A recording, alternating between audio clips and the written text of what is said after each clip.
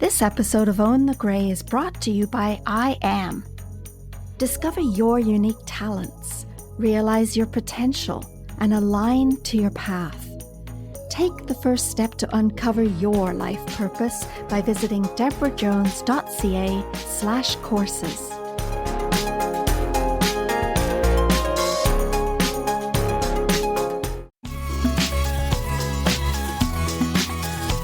Welcome to Own the Grey, a podcast to dispel the notion that aging is undesirable and setting new, positive attitudes.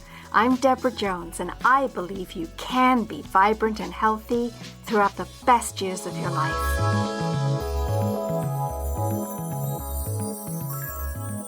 You are a contrarian, and that's probably a term that I should have been calling myself all these years because it's somebody that goes against the norm.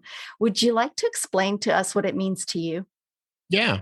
I don't know what the norm is. And I think that's probably why I had to find some sort of a name that defines who I am. The problem, I think, what most people would call the social mantra, and that would be that you go to school, study hard, go to college, graduate, get a job, work 40 years, retire, and then go off into the sunset. That never kind of worked for me. And part of the reason was that I come from Australia. I come from a town where I was raised in the 60s and the 70s, where there was no technology like we have today, like internet and so on. And I think that that sort of defines a different kind of cultural experience. Everything was peer-to-peer. It was human-to-human community. And in that world, having a degree in a profession meant very little, because it was more about, well, what can I offer my community? What innate skills do I have? And if I don't have any at a young age, what can I do to develop those skills?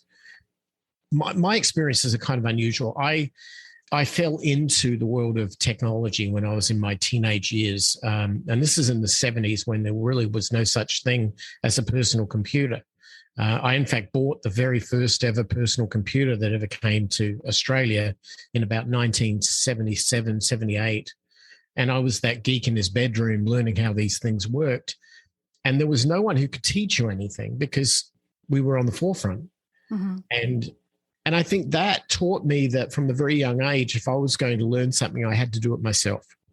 And I've worked 40 years in that industry, and I saw it grow and change and evolve. And I saw the effect on humanity that it had, positive and negative, because I've seen all sides of that story.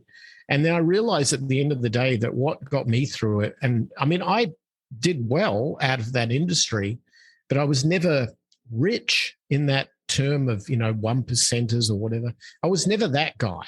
There was always somebody like a Bill Gates or a Mark Zuckerberg or whatever who wanted to have the mantle for that. But for every one of those, there were 10 or 100,000 regular geeks that weren't like that. And the reality is very, very few of them were to be rich from it. Now I find myself at the tail end of work. I realize that entropy means that the senior with all of the experience has very, very, very little to offer the junior, because they're in a field where 2 years from now, whatever they're doing will be obsolete and they'll be doing something else anyway. And I wonder whether or not that's a sort of a philosophy which is applied to most things these days in the world, that we think we're building a, quote, career that we can retire on, or if you're a business person, you're building a business, you'll sell it for $1 million to somebody one day. And most people who find themselves going down that alleyway, they don't like what they get at the end of it. When I was 22, I had my own business and I was doing very well in this sort of world.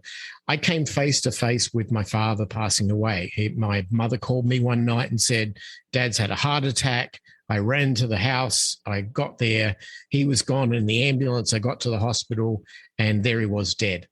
And I had to go through, as a 22-year-old kid, when you come face to face with that, it's not only the shock, but when you get over the shock and then you become the guy who has to go through his desk and his affairs and how he lived his life, and you have to piece together the financial picture for my mother because she needed money and so on. And you put all that together. What I found, what I did not like, I found a man who was a good man, who had raised me, who had raised his, had been a great husband, had done everything right.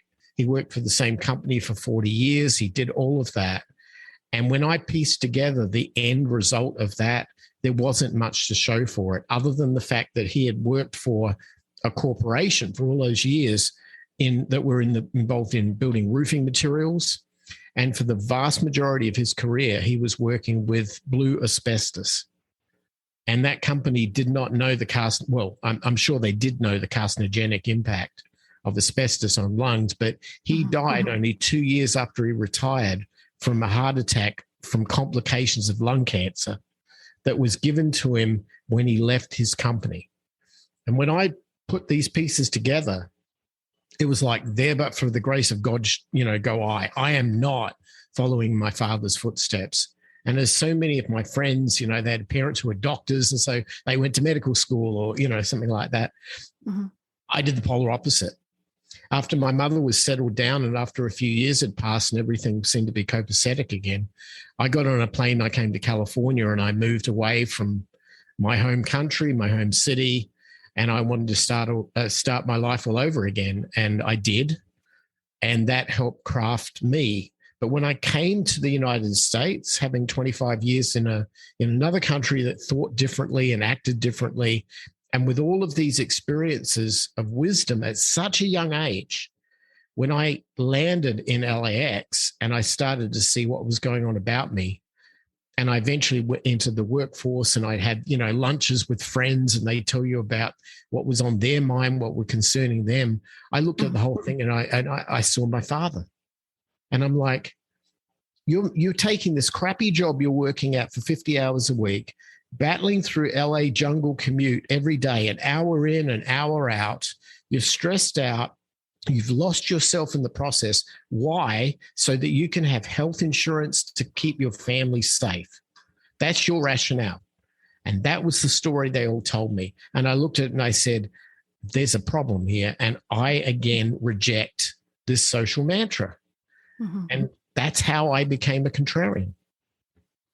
That makes total sense. And I'm sure there's a lot of people listening that can see themselves in that story. And from listening to how you feel still about that way of life, that it isn't really a way of life, it's kind of going through life blindly, is what I'm hearing you say.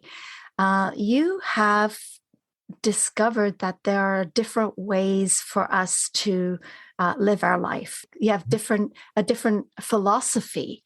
And on your website, you talk about the the 4 phases that we go through.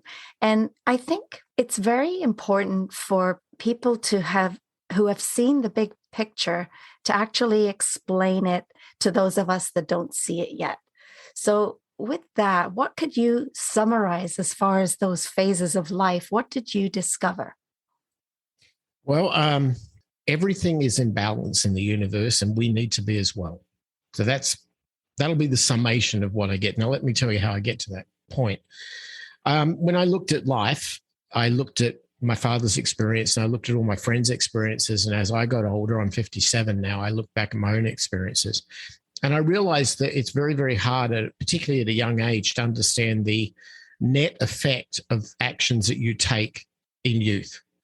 And, the obvious thing was kid wants to go get a tattoo. Well, okay, you're going to be living with it for the rest of your life. Do you realize the true cost of that burden? Well, they don't. But at that time, it's like, I'm immortal. I can do anything, punk rock the world and let's just go and do it. Well, fair enough. I did that too. But if somebody had just told me what the net effect of this was in a way that wasn't preachy, wasn't trying to, force it down my throat, but somebody who just said, if you want to have more information, here's a little few things you might want to consider, I probably would have taken that up. And that's kind of how I've approached it. I realized that life, so the first thing I looked at was the totality of life. And that is, how many years do we live, really? There's 2 ways of looking at that. You can look at it from a physiological, human, or spiritual perspective, and you can look at it from a financial, legal perspective. I guess you'd call it right brain and left brain. Mhm. If we look at it purely from the left brain, because numbers can easily be quantified, the average life expectancy, according to the CDC in the United States for a US male currently is 75.5 years. It is not the numbers that your government is telling you it is. When they say, oh, we live longer because, technology and all this medical, no, we do not. 75.5 years is the average US male life expectancy. And the interesting thing about that number is that only 5 short years ago, that number was almost 80. The numbers for females in the same category are proportionally identical. So whereas it used to be about 82 years, it's dropped down to 77. For males, it used to be about 80, it's dropped to 75.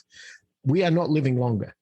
Now, you could say, oh, there's COVID and there's, these numbers were at 76.3 years in 2019. So COVID hasn't had a massive effect on this. Problem is we live a really, really low-grade lifestyle. We do not eat healthy. We reject nature for urbanization and for technology. And as a result, nature has a way of kicking us in the pants.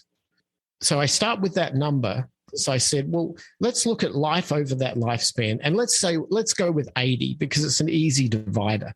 Let's break it up into 4 quarters. What does each quarter represent to us in our lives? Because as we go through them, we can have decisions knowing a little bit about what might be coming along in the future. Mm-hmm. So the first quarter is when we are born, we learn to talk, we learn to walk, we learn to socialize, we learn to learn.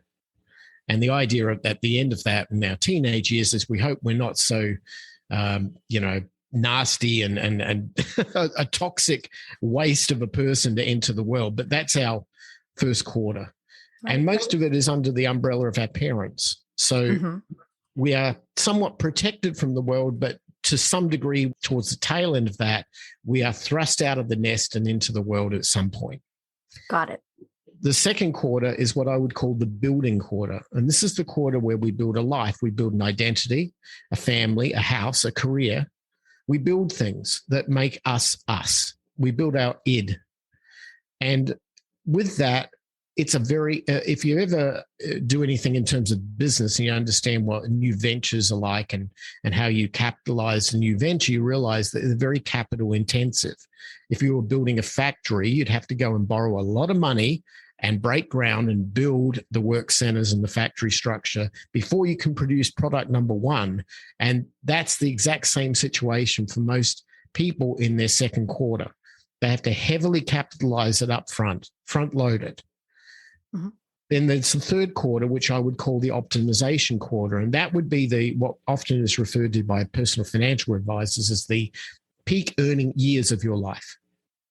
And the reason why it's structured that way is that at this point in time, you have more experience and more wisdom to be able to offer your employer. So you're considered to be more valuable. But you, on the other hand, need to be able to hunker down like the squirrel ready for the winter and start hoarding nuts. And nuts in our case is money, because that is the bloodline of our Western world. We don't exist because of food, shelter, clothing like we did back in the cave era. We now exist because of money, credit card debt, and mortgages. And so we need to be able to clean that up and have that flowing cleanly through our veins. So that optimization phase is about that and holding money back, saving. For the final quarter, which is our waning quarter, when our biological body starts giving out, I'll get the bad hip, the bad back, the whole bit. And we just hope that we can last long enough to have as long a period of time as possible, but knowing realistically that the CDC is telling us we've got 75 years if you're a US male. So if you know the totality of that, if you've ever played any strategic war games or anything like that, if you know the battlefield entirely, it's very easy to position yourself and to be able to mitigate risk and to be able to take advantage of opportunities. And what I see is that we are being told the polar opposite of that reality by our political leaders and our government, particularly in terms of things like Social Security, which is encouraging us to work until the age of 67 because they don't have that much money to last us, but they're not telling us that you'll only have 8 years to spend it.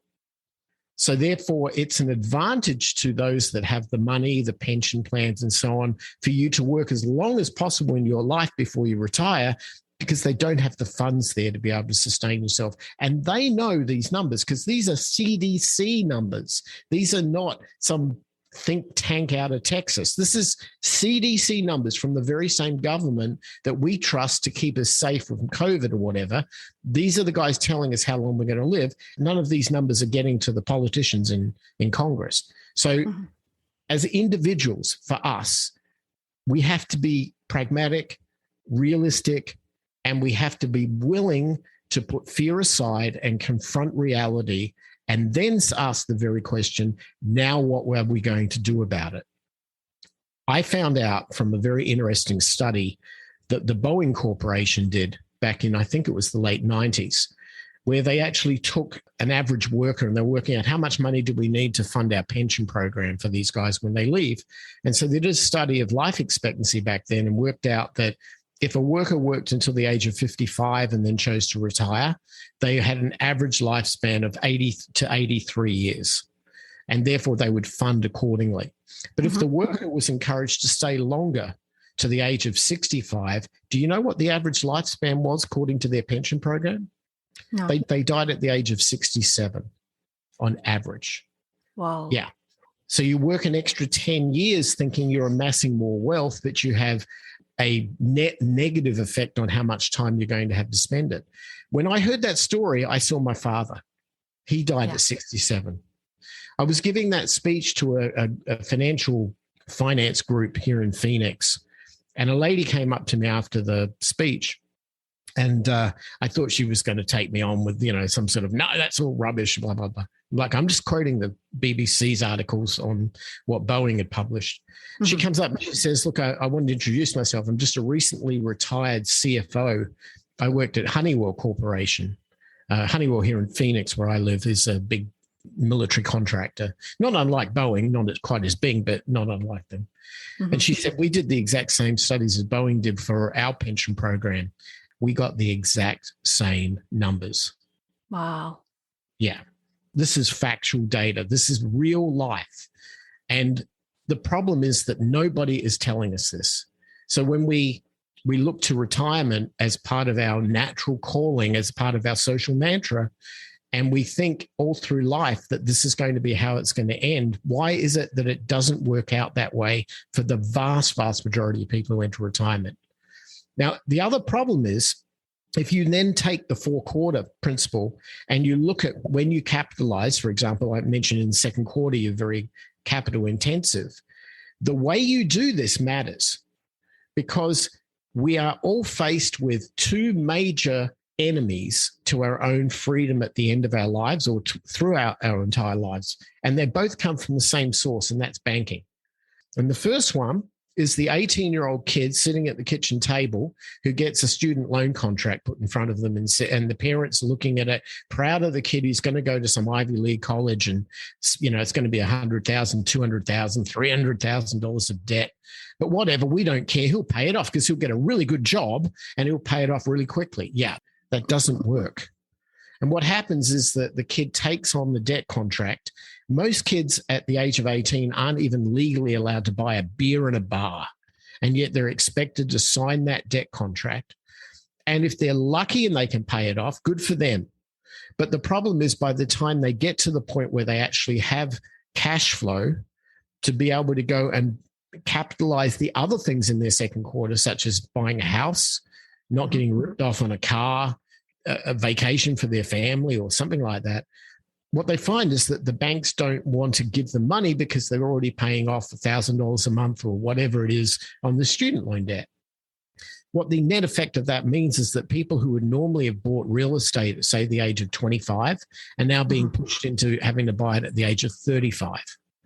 Now, if an average mortgage, according to standard banking, is a 30-year experience, add it up with the start date, and that'll tell you when you finish paying off your house. And it does not necessarily coincide with your life expectancy, because during that time, I will guarantee that 9 out of 10 mortgages get refinanced, cash out, HELOCs, everything that just extends that 30 years out. And most people end up going into retirement carrying a mortgage. And I guarantee, I'll quote Susie Orman on this one, you cannot retire if you've got a mortgage, period. You can't do it. So this is a setup. This is a setup that was known right from the start. And we are blindly just with faith going in and doing it because everybody else got a house. Everybody else went to college. Everybody else has got these problems. Why shouldn't I?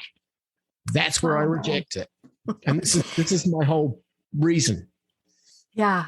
It's kind of astounding when you say the words and the reality of it hits. The first thing in my mind is, so what do we do? What can we do? And I guess that is why your Be Unconstrained website exists, because people are asking, okay, now what?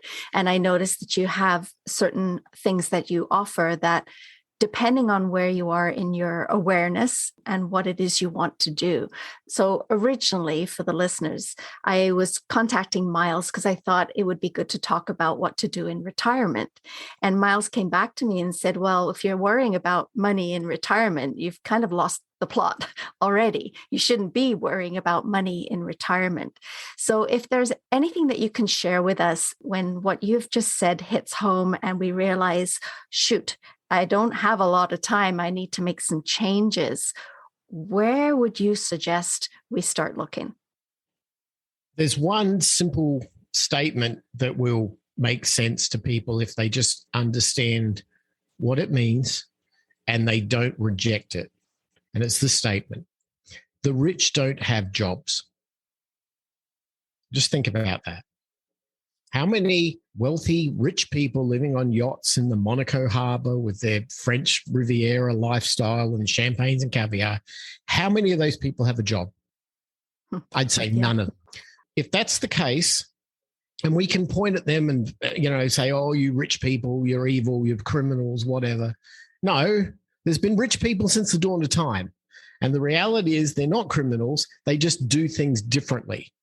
So if we want to perpetuate this natural end result that we've been talking about, and we want to guarantee it, then do the exact same thing you've always been doing, because you will guarantee it, right? Cause and effect. Mm-hmm. Yep.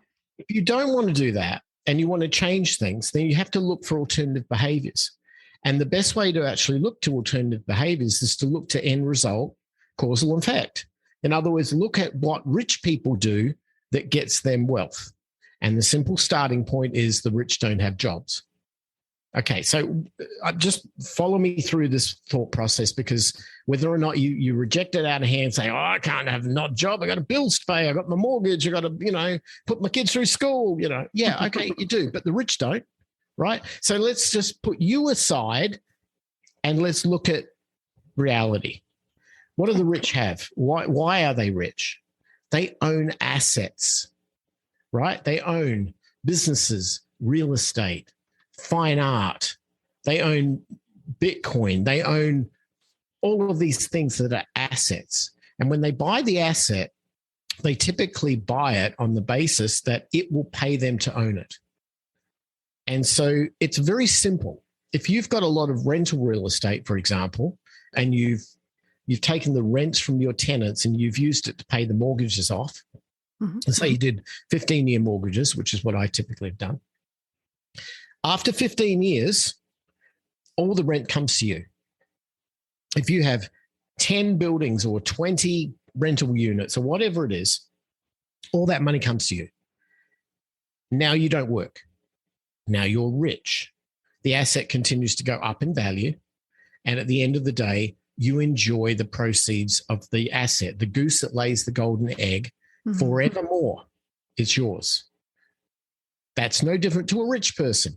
A rich person buys shares in some company and the company goes up. They get to enjoy the proceeds of that buy low, sell high experience. If a rich person buys the dividend stock that pays them every quarter to own them, there's tons of them out there. They get these nice checks just coming into their mailbox or in their bank account, and they didn't do squat to earn it. This is how we need to think. Everyone looks at this and go, it's too hard. It takes too long. I don't make enough money from these like cash flow things, No, it's the bottom line is you're impatient, right? You're impatient. you're on this planet, go back to the four quarters, right? You're on this planet for 75 years. So what are you going to do after you've gone through 15 years of letting your tenant pay your rent off? Are you going to still have a life? Yeah, of course you are, right? And I guarantee one thing is if you get that chance to step off the working treadmill earlier, you'll have a longer life. Mm-hmm. So therefore do it with assets that are paying you to own them. Now, I've done that. This isn't theory. This isn't some stupid Instagram influencer talking to you. This is a guy who never finished high school, who left his home country and did this stuff because I rejected the social mantra. And now I'm a multi-millionaire and I just buying property all over the world and having a whale of a time. And people look at me and go, tell me how. Well, I'll tell you what I did. I can't tell you how you can do it. That's on you. You've got to work that crap out. That's not my problem. That's your problem. But if you want me to give you my experience, then you have to understand the reason why I did these things goes all the way back to my childhood. It goes all the way back to being raised on the other side of the planet in a country with very few people and a lot of nature. And most importantly, it goes back to the willingness to open your eyes and see the blind reality of what is going on in front of you and structure yourself around that. That's key. And these points of evidence are all about us. And I mean, I can give you so many examples of this that I've seen in my life that have changed the way that I behave, the way I react to things. And I look at it, and there is a running theme, which I'm starting to understand 57 years later, that seems to be common. But the reality is that we don't open our eyes to the what's going on about us in any way, and we are oblivious, and we just go down this path of looking at our smartphones all day and then following in some social mantra of blind faith, and it never ends well. Yeah, I think that you've hit the nail on the head, that because we haven't opened our eyes to even consider what is up ahead. You know, what is the road up ahead? What is the probability and what are the possibilities? And until we do, and listening to this podcast, listening to some of the other podcasts that you've been talking to people about from so many different aspects. And yeah, we could talk forever because you've got a lot of knowledge and a lot of wisdom and a lot of experience. It's podcasts like these that just start the seed to grow. So the idea of, oh, maybe I should be looking at something else. And then, you know, once you're looking for something, you'll find it. You'll find all the different ways, all the different paths. And I think what's important is when people are telling their story. So having you on this podcast telling your story, it allows people to see that there are different routes that you can go. And so if you were to share with us, I know you've got a project on the go right now. I think that might help sort of as an enticement and as an example of what is possible if you choose the contrarian route. So what have you got on the go right now, Myles? I bought a bullfighting ring in central Mexico. Okay, I'm not an animal cruelty. No, I'll explain. Okay, so I'll get to the point real quickly, but I need a little bit of the backstory. Right. Okay, when I was a teenager growing up in Australia, we grew up on the coastline, and one of the greatest experiences I ever had was learning how to surf. And if you've ever learned how to surf and how to be out in the ocean with waves, you understand that you can't fight nature. Nature beats the crap out of you, particularly if you try and fight it. And I started realizing that there are patterns of things that go up, things that go down, and particularly in waves. And I also realized where the sweet spot was, where you had to position yourself ahead of a wave. You had to paddle like crazy. And if you did that and you picked the right one, it would pick you up and nature would give you its bounty and you'd have the ride of your life. And that's basically the underlying mantra of every single thing I've done in my life, particularly in things like investments, choosing technologies, picking horses to bet on, whatever it might be. I've always looked at being in front of a wave and being picked up by its nature, by its natural occurrence. So Mexico, I see, and this is Myles talking from a pragmatic, punting, futurist perspective. I believe that we as a society in the last 25 years have sold ourselves out for cheap products because we're not willing to face the reality that good things cost money to have, and that inflation is being, we can combat low interest rate policy by central banks and central planners if we can just keep getting cheaper crap to buy. And what we've done is we began that process in the mid 90s, and we perpetuated it all through. We started with outsourcing labor, things like, call centers in India and programmers in the Philippines or whatever. And then product manufacture went to China.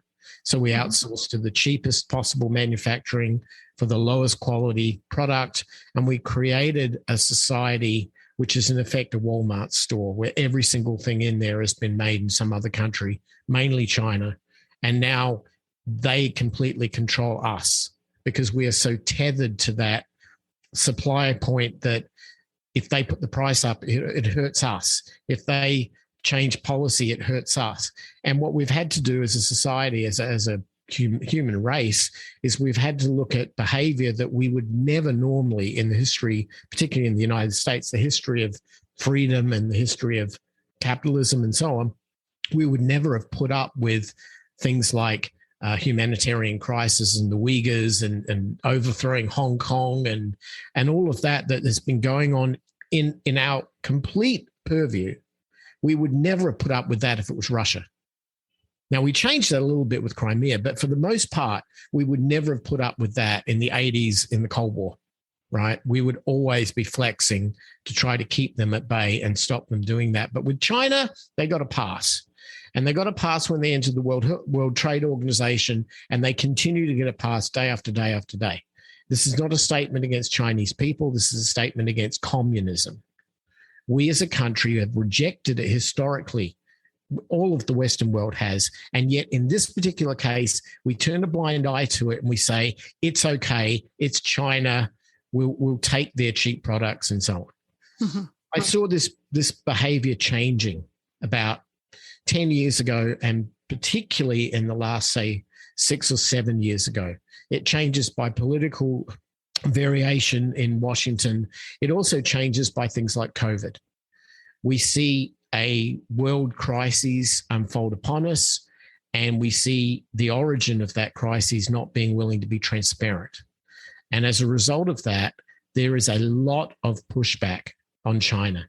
It's not getting any better. It's getting worse all the time. And meanwhile, we still are addicted to cheap products because, God forbid, you have to pay $100 for a pair of jeans or a Barbie doll, which is probably what it's really worth, because that would affect our wallet, that would drive inflation up, and that would be the emperor has no clothes, so to speak, when it comes to central banks. And our society, our economy would collapse. I mean, it simply would. It's the one and probably the only one lever we have left other than money printing out of central banks that gives us a chance to ratchet back some level of inflation, because if your dollar's not buying as much, that's okay. Buy cheaper stuff from China and you'll still get what you want, but your dollar's not buying as much. But we can ignore that the dollar's not buying as much when you can go and get the cheap $5 Barbie doll from China. Okay, so with that said, I looked at this whole thing and thought, I see in my home country of Australia how China's influence has gone in there and how it changed their culture. And in 2019, 2020, Australia rejected China outright, particularly over COVID, took a very, very hardline stance against China.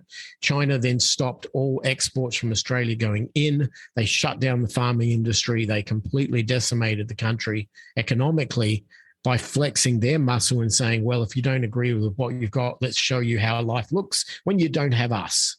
And the Australian people had to suffer under that. And I, as an Australian, I saw that. Now, that said, I looked at the United States and realized if they try that technique here, we need a plan B. And what I give credit for in the creativeness and the persistence of the American id is that this is a country of problem solvers, right? And if you've got a potential problem where you want to mitigate risk, the best possible way you can do it is to diversify. That is, you find other points of supply chain that will satisfy your needs. Right on our border to the south is a country of 130 million people who are willing to work, maybe not so at the Chinese level of pricing, but somewhere down in that range, certainly cheaper than we are willing to work in the United States or as in Canada as well. And what I see here is a return back to an idea that we can get through this if we just have close allies that we can buy products and have them shipped in because we're not willing to buy to build at that price point. And yet our economy can't afford for motor vehicles to be $150,000. We have to buy our parts out of Puebla in Mexico to keep the price down so that you and I can afford to buy a car. Mm-hmm. And the reality of all of this is until we do robotics and automate everything in the United States and then find a home for the displaced workforce, the truth is we need an interim position, a plan B that negates products coming from China, but gets them from somewhere else, particularly somewhere where there's not a transport issue, where it's close, and where we have a friendly relationship. With that mindset and knowing the waves, the surfer mentality, I went to central Mexico and I started to, over the course of maybe about 11 years, but particularly more so in the last 4, I started to really immerse myself in the culture of Mexico. I started to understand the people. I started to understand the art. I understood the embracement of family, la familia, the food, the whole beauty of what that country had to offer. And I realized it was exactly what the mainstream media was not telling you. It wasn't a bunch of drug cartels who would behead you at a moment's notice. It wasn't that. Those messages were set to shock and awe you on the nightly news that you will get through it to the commercials. And what would they sell you at the commercials? Well, it's the pharmaceutical ads and the insurance companies, right? The two things that you would buy in the case of a crisis and a calamity that they've just created, right? So I looked at the whole thing and I said, this is fiction. I know from, what's going on. So then I looked at where the industrial centers in Mexico and how they were ballooning exponentially in size as all of the things that I thought would likely happen as a result of what I was seeing geopolitically were happening. I went to towns like Querétaro, which used to be a small city, and now with these mega the fastest growing industrial city in Latin America. Every European car manufacturer is there making products. Nestle's there. Bosch is there, Samsung's there, everybody's there, and they're all making products. Why? Because they can sit on the back of the USMCA or the old NAFTA agreement, and they can ship the product into the United States, and they're not going to get tariffed as if it came out of, Frankfurt. So I thought, and look at what this has done to the society and what it's done to the economy, what it's done for the people. It's created wealth and prosperity. It's pulled people out of poverty. This is what a rising economy looks like. This is what Shenzhen, China looked like in 1995. So if it went that way for them, I'm going to punt. And so I looked at Mexico and I found havens of expats. And what I found was a common theme that a lot of the expats have. They couldn't afford to live in the United States because they got to their retirement age and they couldn't survive on their Social Security. You see how I'm connecting dots, right? Mm-hmm. Okay, yeah, I know life expectancy, Social Security, money, they worked all their lives, my father, blah, blah, connect. And what happened was their only option was to move to Lake Chapala or to move to San Miguel de Allende or to move to Puerto Vallarta or something like that and buy an inexpensive property and live for $1,500 a month. And guess what? They can live like kings. And it's like, oh, hello, there's your answer. So, Myles, what happens when you've got this massive influx of baby boomers who can't afford to retire? You've got an economy which is there strategically to serve the needs of US consumption at the expense of Chinese consumption, and you're close enough that you can get down there in 2 hours on a plane. I think that might be worth investing in. So I went down there and I looked at property, and I went particularly to San Miguel. That's the town that I bought in. And I went outside of the town knowing that it was growing and growing and growing as I saw all this going on. Beautiful old 1500s Spanish provincial town. I mean, absolute postcard stuff. It's like going to Madrid. It's not the Mexico you think it is. It's like going to Europe. Wow. I discovered some property outside of it, and I bought one that had a bullfighting ring on that nobody wanted because they saw this big bullfighting ring and they're like, I don't want that. This big concrete structure and it's horrible.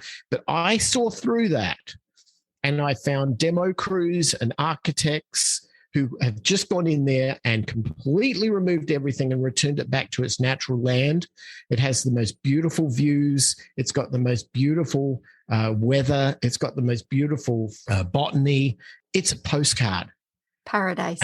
It's paradise. So I bought it, and now I'm building a very large home on it, some casitas, and finally I'm getting to fulfill a goal that I've had for 25 years, and that is to build a world-class recording studio on that property to entice musicians and artists into San Miguel to be able to record the best work of their lives and to be authentic to the artistic culture of Mexico, but to use modern technological methods, but to pay homage to the past. And that's what we're building right now. That sounds exactly the way I'm dreaming the world to be going, to get back to what's important, to support each other, to live in harmony, and to thrive. And it sounds like you're doing exactly that. I'm really excited for you, but I'm also excited because it isn't going to be just you doing these things.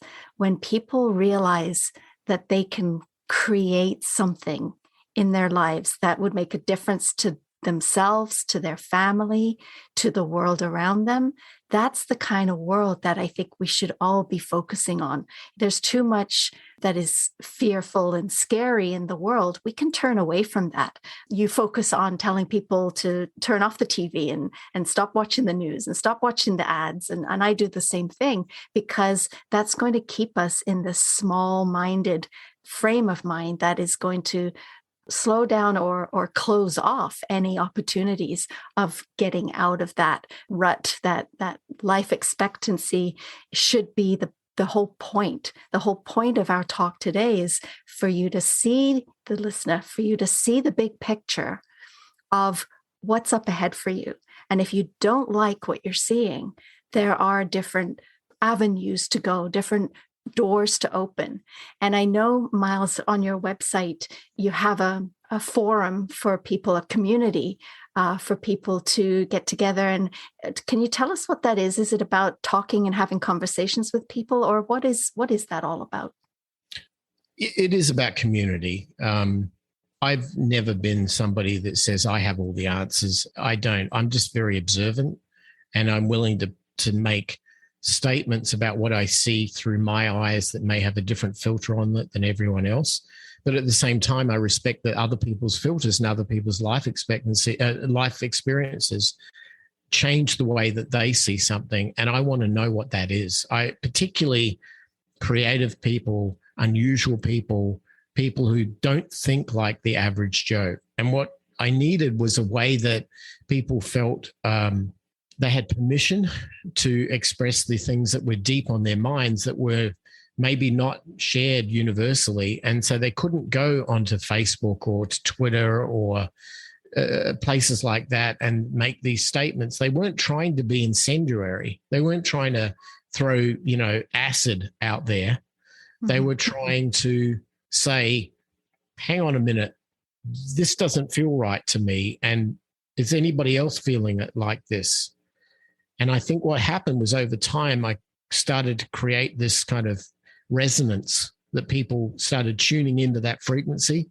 Mm-hmm. And then I also realized, being a technologist, that the one reason why I wanted to get out of the technology business was that I saw it centralizing. I saw it going to the big tech Silicon Valley firms, and firms that I've had long experiences with. I mean, I've been up at Apple many times. I spoke on their campus to their people on at least 4 occasions. It's not a problem that I have with those companies, but I know those companies when they were in the 70s and the 80s and the 90s, when they became these mega corporations with the M&A and the big acquisitions and the big Facebook things where they want to own the world and Google wants to control thought. And I looked at humans, right? I looked at our psychology and I looked at our flaws, because we have to admit we have them. And I realized, we have ego and we have fear of missing out and we have fight or flight and we have all of these traits that are deep in our psyche. And I found that technology became a haven for some of the best and some of the worst. And it didn't ever filter these things in such a way that we as a community had say, because, the content guidelines on YouTube, for example, are controlled by YouTube. And Facebook's community guidelines created by Facebook. They're not created by we the people or by democratic or majority rule. It's by what they think is appropriate. And I saw so many channels that were being shut down all the time, shadow banned or just demonetized or blacklisted or just shut off. Mm-hmm. And I thought, look, I know some of these goofballs are out there saying crazy things because they think that's clickbait and they'll get more people watching their shows. But sometimes it might be that 95% of it is that, but there's that little 5% in there of something that's real. And it's like, oh, thank you for saying that. I reject the other 95%. It's that little 5%. The fact that you were able to say it has helped me progress to a secondary point of research or whatever. When they got shut down, I realized freedom of the press, freedom of speech, the things that I came to this country and accepted willingly. It wasn't a birthright for me. It was something I had to stand in front of a judge and swear allegiance to, that those things were being destroyed. And I didn't want to see it that way. So I have a long history in the open source movement in technology. And I believe that if you invent something, you should give it to people to use.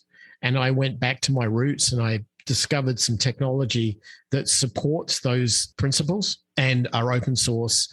And I'm lucky enough that I have my own data center here in Phoenix. We built a data center back in 2007.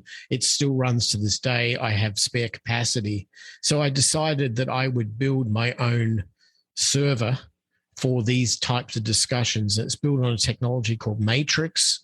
It's what they call a federated technology. So whatever somebody posts, it replicates. So you cannot be censored, you cannot be banned, but it's not owned by big tech.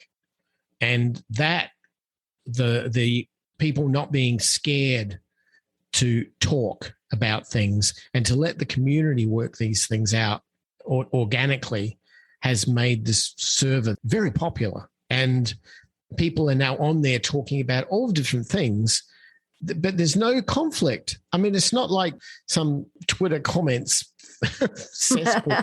They're a little crazy these days.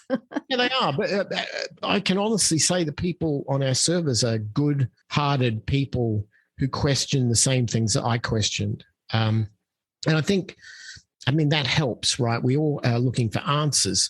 The problem is that we are our own worst enemies. And I would say that I'd mentioned before the kind of this principle of summation that I'm starting to see now as I put pieces together. We humans have this position of ourselves being as if we were godlike. We don't respect where we are, our planet. I'm not trying to sound all crazy, kind of climate changey, liberally. I'm not like that. That's not me. But what I am saying is that we don't respect the fact that we're just another species on this planet like everybody else, and we don't work synergistically with nature. Now, I was raised in a country where a spider on the ground will kill you, and a snake in the grass will kill you, and a jellyfish in the ocean will kill you. So you learn up close and personal. And I've been in ICUs having been bitten by similar things. Mm-hmm. You learn up close and personal respect. Right. In the same way that I learned respect for the waves in the ocean, and I learned respect for bushfires, and I learned respect for farming and organic produce, and I learnt respect for my fellow humans, it's the exact same thing that we are forgetting in a world of urbanization and concrete jungles and technology. And I'm not saying that those things are bad. They're good. They offer a lot. They offer better transportation options, better communication options. You know, a market is now a supermarket rather than a farmer's market. I mean, there's so many advantages. Amazon next day delivery. I mean, come on, this stuff's cool. But while we're enjoying it, we've forgotten what the concrete structures were built on. And we've forgotten that we're just another species. And the most important thing, and this is where I think that we are so at risk in terms of our longevity, and this is one of the things that served me, but the realization of this has made me wealthy, and it's served me very, very well. It's given me hope. And that is this one thing in the universe which we can never, ever forget, that all things in balance, yin and yang, positive, negative, up and down, left and right. The sun rises in the morning and it sets in the evening. The moon rises and it sets. The waves go up, the waves go down. However godlike we might think of ourselves as a species with our electric cars and all of the things that we've got, we cannot ever forget that the universe is about balance and polarity. It is all about us. The sound that we're talking with now, the fact that you can hear me, is because of resonance in sound, which is a sine wave. It's about resonance, up and down, everything in balance. When you forget that the universe always returns things to balance, that's how it exists. And you start playing godlike with that, and you think that mathematics and money printing and all the things that we as a society are doing to try to stop the reality that all bull markets have bear markets, and that you push aside the universal principle of balance, it will be at your peril. And one of the reasons that drove me to Mexico faster than I probably normally would have was this sense that we have been so out of balance with the concept of up and down economic cycles. For the last 12 years, it's been nothing but ride the good times, you know. Mm-hmm. The universe doesn't work like that. Everything has to have a natural balance. And you could look at a chart and say, oh, since 1929, the stock market's gone up, up, up, up, up, up. Maybe, but that's fiction. The truth is it goes up and it goes down. And that contrarians like myself make money when it's down. That's when we buy things.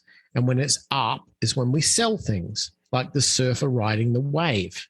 And if you forget that the natural cycles of up and down polarity, yin and yang, that have existed far beyond us as a species, even beyond our planet, that all things in balance, if you don't have a north and a south pole of the planet working in unity equally, the planet will not spin. And when it doesn't spin right, bad things happen.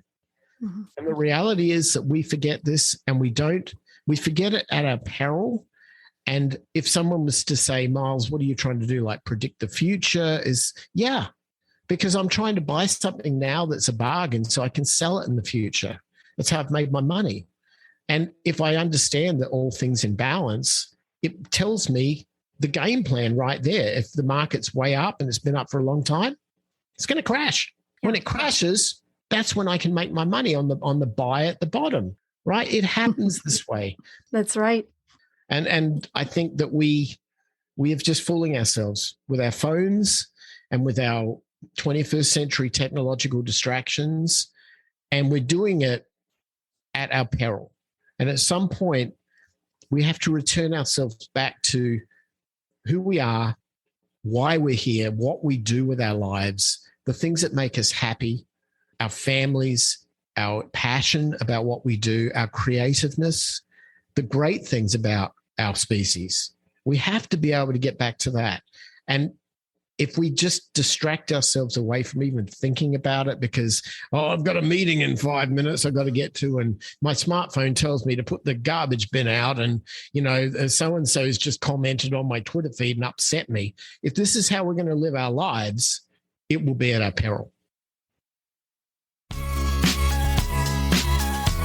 Thanks for listening. And did you know that positive reviews from listeners like you help me get these messages out into the world? Leave a rating for Own the Grey on your podcast app or at ownthegray.ca.